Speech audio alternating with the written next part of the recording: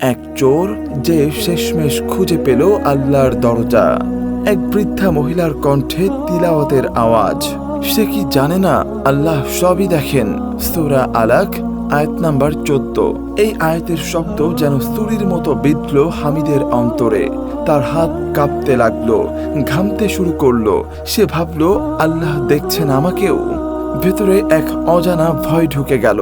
সে ধীরে ধীরে ফিরে এলো ঘর থেকে, আর বাইরে এসে আকাশের দিকে তাকিয়ে দাঁড়িয়ে রইল। রাত নিস্তব্ধ, তার চোখে পানি, বুকের ভেতর শব্দ।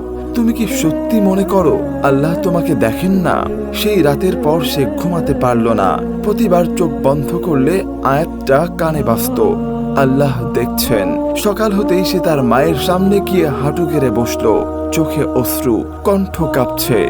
বলল, মা, আমি চোর, আমি অন্যের ঘরে ঢুকি, কিন্তু আজ থেকে আমি আর করব না। আল্লাহ আমাকে দেখেছেন মা, আমি লজ্জিত। মা কেঁদে ফেললেন। তিনি বললেন, বাবা, আল্লাহর দরজা কখনো বন্ধ হয় না। এখনই তওবা করো, নামাজে ফিরে আসো। সেই দিন থেকেই হামিদের জীবনে নতুন অধ্যায় শুরু হলো।